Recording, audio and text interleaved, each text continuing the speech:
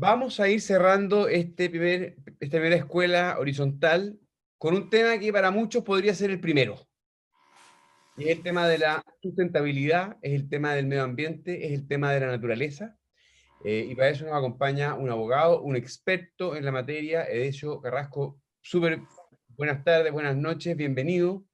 Y digo genuinamente que este podría ser uno de los primeros temas porque el mundo, más allá de técnicamente el debate constitucional, en el mundo, la relación entre el ser humano y la naturaleza, entre nuestra especie y la vida social y el medio ambiente, lo que está ocurriendo con la biodiversidad, lo que está ocurriendo con el cambio climático, han generado un debate muy, muy profundo y eso sin duda va a ser parte del debate constitucional.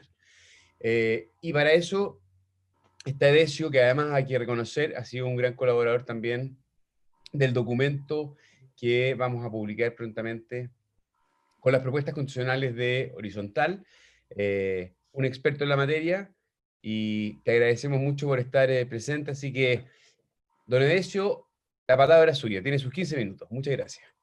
Gracias, Hernán. Muchas gracias a Horizontal por la invitación. Me toca hacerme cargo del cierre de un seminario que siempre es un desafío, con un título muy preciso: Un futuro sustentable. Hemos vivido meses difíciles en relación a la pandemia, que ha generado una crisis sanitaria, social y económica muy potente, y en función de este proceso de desconfinamiento se ha empezado ya a hablar de una cierta recuperación económica. Pero esa recuperación económica probablemente va a calzar también con un proceso que vamos a iniciar el 25 de octubre y que vamos a probablemente a ratificar con los constituyentes el 11 de abril. Es decir, vamos a tener por una parte una recuperación económica y por otra un proceso constituyente en forma. Y me parece, Hernán, que en eso hay un elemento clave que debe cruzar tanto la recuperación como el proceso constituyente. Y esa palabra se llama sustentabilidad. No vamos a tener una recuperación económica sostenible en el tiempo, ni tampoco un proceso constituyente que nos permita tener una constitución por los próximos 30, 40 o 50 años, si no incorporamos la sustentabilidad en el centro.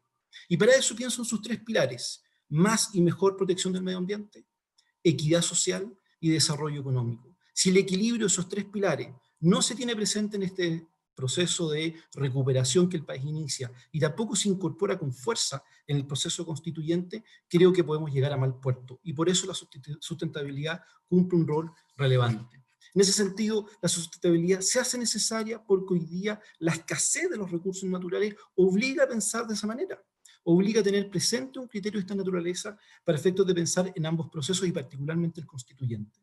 En ese sentido, pretendo dividir mi exposición en tres partes. La primera, particularmente para aquellos que no son abogados, referirnos al menos brevemente qué dice nuestra Constitución sobre medio ambiente.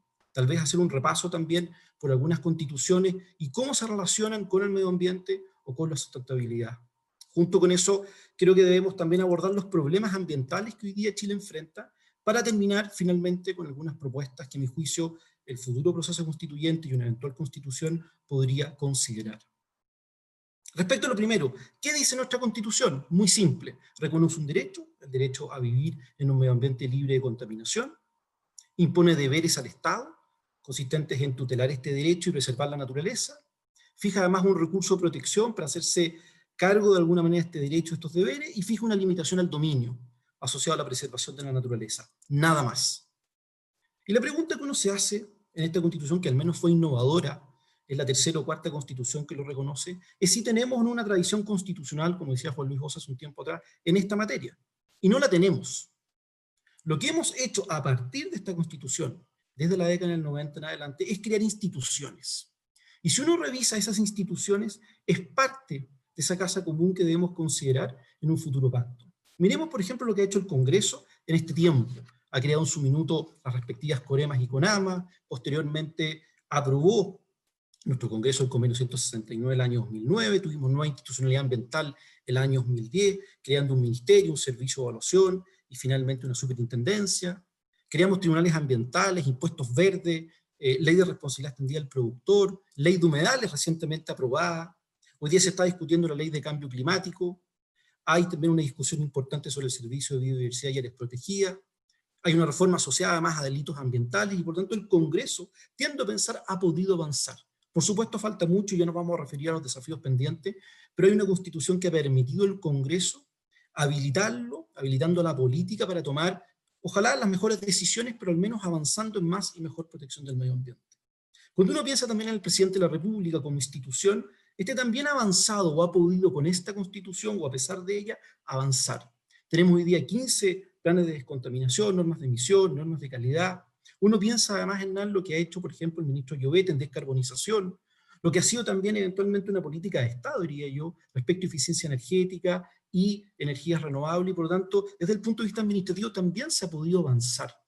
Hemos aumentado nuestro presupuesto en protección ambiental en un 174% entre el 2000 y el 2014. Hemos mejorado también el tratamiento de nuestras aguas servidas, que teníamos un 20% el año 2000, a un 93% hoy día. Es decir, el presidente también desde el punto administrativo ha podido avanzar de manera gradual, progresiva y innovativa para efectos de proteger más y mejor el medio ambiente.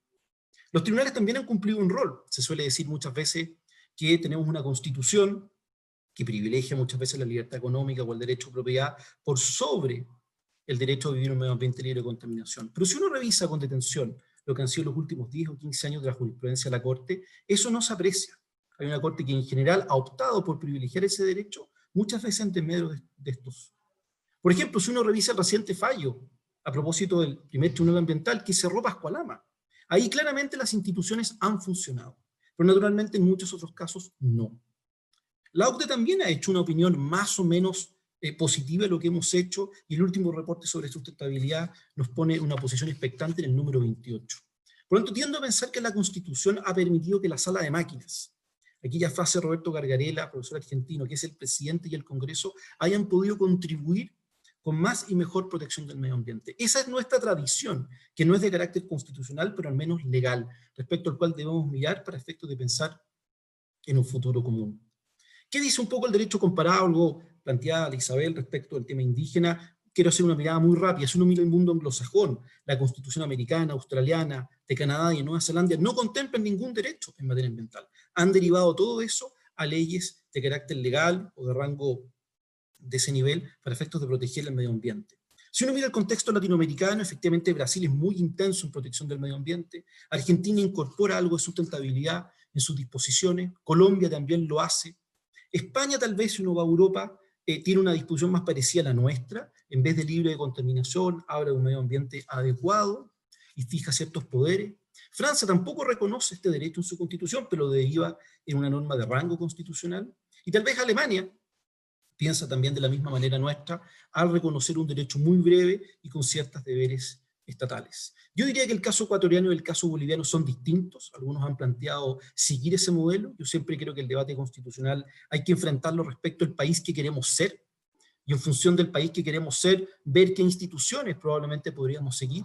Creo que el caso ecuatoriano, al reconocer derechos a la naturaleza y tener una mirada más ecocéntrica, se aleja en parte de nuestra tradición más antropocéntrica, en que el ser humano está en el centro. Bolivia también ha hecho lo mismo, pero en su preámbulo, y no más bien en disposiciones o artículos específicos. Por tanto, de alguna manera tiendo a pensar que nuestra Constitución, aun cuando requiere ajustes y cambios, y vamos a iniciar un proceso constituyente a puertas, se adecúa más o menos en un contexto internacional que para la época en que fue dictada ha permitido estabilización de la política. Pero tenemos problemas. Esta es la segunda parte a la cual me quería referir. Y muchos. Uno de ellos, tenemos que modernizar nuestra regulación. No puede ser que un plan de descontaminación para descontaminar Osorno, Temuco, Padre Las Casas, tome entre 3 y 4 años. Tenemos instrumentos de gestión ambiental creados en el año 93 o 94 que han perdido mucho su eficacia. Muchos de ellos tienen una estructura que ya tiene más de 20 años. Y ahí debemos enfrentar el problema. Lo mismo en gestión de biodiversidad. Tenemos muchos servicios con muchas competencias, sin una mirada integral, y por eso creo que es urgente aprobar el servicio de biodiversidad y áreas protegidas que está en el Congreso. ¿Para qué decir cambio climático? Un desafío transversal, global, que obviamente a un país como el nuestro nos afecta mucho. Por eso tenemos que dotar de institucionalidad, asignar responsabilidades y avanzar en adaptación y gestión de riesgo. Un cuarto desafío, y aquí me quiero detener, la participación. Yo le hago la pregunta a quienes hoy día nos están escuchando, ¿se han participado alguna vez de un proceso de participación ciudadana, de un proyecto de actividad que se emplace cerca de sus localidades? ¿Se han participado alguna vez respecto a la dictación de una norma de termoeléctricas, por ejemplo, en el año 2011, o respecto a un plan de descontaminación en el sur? Probablemente nuestra experiencia en participación ambiental, aun cuando hay instrumentos formales, ha sido muy baja. ¿Por qué? Porque tenemos que modernizar, innovar las lógicas de participación. La gente quiere ser parte de sus decisiones. Y lo mismo asociado con ello tiene que ver con el acceso a la información ambiental. Estamos efectivamente avanzando bastante, pero nos queda mucho camino por recorrer. ¿Y para qué decir, para terminar con un problema que no podemos seguir tolerando? Son las zonas de sacrificio. Es cierto, muchas de ellas fueron generadas hace 30, 40 o 50 años atrás, cuando nuestros padres y abuelos muchas veces al localizarse en esos sectores industriales veían el progreso y el desarrollo viviendo cerca de una industria. Si uno mira, por ejemplo, la insignia Puchuncaví, eran dos chimeneas respecto a las cuales emanaba humo. Esa era culturalmente la lógica que nuestros padres y abuelos tenían y que entendían por desarrollo. Pero hoy tenemos más información, el país ha ido valorando otras cosas, y naturalmente este tipo de cosas son inaceptables. No podemos tener más Quinteros Puchuncaví, no podemos tener otro Huasco, no podemos tener otro Coronel, otro Freirina. Chile debe avanzar, y es a eso lo que me quiero referir respecto a las propuestas que podemos plantear desde el punto de vista constitucional para que este tipo de situaciones al menos puedan tener una solución gradual. Cuando pienso en propuestas, ¿qué estoy pensando? Me parece que hay que incorporar, ya sea en un preámbulo o eventualmente en bases de la institucionalidad, el principio de sustentabilidad, entendido como aquel principio en función del cual el Estado promoverá el desarrollo humano para que las actividades productivas satisfagan las necesidades presentes sin comprometer la de las generaciones futuras. Este principio debiese ordenar a toda la administración del Estado, no solo naturalmente a aquellas agencias ambientales. Pienso, por ejemplo, en materia fiscal, como los recursos que hoy día el Estado gasta, obviamente debe hacerlos para satisfacer necesidades presentes, pero también pensando en nuestros hijos y nietos también. Tiene que haber una lógica intergeneracional y esto debe irradiar, debe infundir, debe ser un principio matriz que debe estar en el preámbulo o en las bases de la institucionalidad. Y me parece que en eso tenemos que hacer un esfuerzo para que eso irradie las políticas públicas que en el Chile del futuro se impongan. En derechos pasa algo similar. Creo que ha quedado atrás esta lógica asociada a vivir en un medio ambiente libre de contaminación. Me parece una aproximación excesivamente formal. Y creo que algo ya se ha dicho en el seminario, debemos avanzar hacia un medio ambiente digno. No es posible que aun cuando un proyecto de actividad cumpla con la normativa, aun cuando haya normas que rijan, si hay personas que están recibiendo olores, si la calidad de vida de esas personas se ve afectada, si el ruido es ensordecedor, algo debemos hacer. El Estado, las empresas y la sociedad civil. Y por lo tanto debemos avanzar hacia una lógica en que el reconocimiento de este derecho avance hacia mayores grados de dignidad. Ese me parece que debiese ser el enfoque en cuanto al derecho. Y en materia de deberes estatales, debiésemos pensar también, como lo dije al principio, en pensar decididamente en un Estado que también promoverá y garantizará la participación de la comunidad en asuntos ambientales. En esto, siguiendo la lógica que hemos seguido en el seminario, hay que ser modesto, pero también hay que ser realista y pragmático respecto a un debate constitucional. Y me parece que son tres ideas que desde el punto de vista ambiental pueden infundir, irradiar un marco distinto para pensar un Chile diferente para los próximos 20, 30 o 40 años atrás. Una propuesta en bases de la institucionalidad, ampliar en parte el derecho que hoy día la Constitución reconoce y agregar uno o dos deberes adicionales en promover más y mejor participación. De alguna manera ha servido una democracia ambiental mucho más profunda y duradera. Y por otra parte, un tema que siempre es recurrente en esta materia y del cual también pretendo hacerme cargo, siempre se plantea la discusión sobre la propiedad o la relación de la propiedad con otros recursos naturales. Pienso en minerales, pienso en agua, pienso en pesca. Tiendo a pensar que tenemos actualmente una disposición excesivamente compleja que tiene que ver con un trauma al constituyente, que lo entiendo en función de lo que ocurrió entre los años 70 y 73, y tenemos probablemente el artículo más largo de la Constitución. Tenemos disposiciones sobre minería, sobre agua, sobre hidrocarburos, y tiendo a pensar que debiésemos avanzar hacia una simplificación del estatuto, en función del cual estos recursos naturales son bienes que corresponden a la nación, minerales, agua, bosque, peces, correspondiéndole al Estado regular su uso y su aprovechamiento, en función de concesiones, derechos, cuotas, contratos u otro mecanismo de autorización en conformidad a la ley, pero siempre respetando en lo que yo considero tres principios.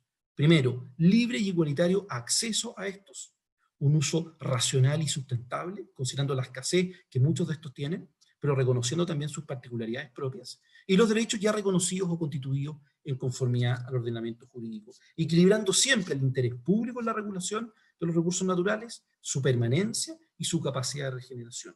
Tiendo a pensar, Hernán, haciendo esta pequeña síntesis de propuestas que pueden incorporarse eventualmente en un proceso constituyente, que la sustentabilidad debe estar en el centro, que debemos avanzar a llevar esta sustentabilidad a aquellas partes matrices de nuestra Constitución.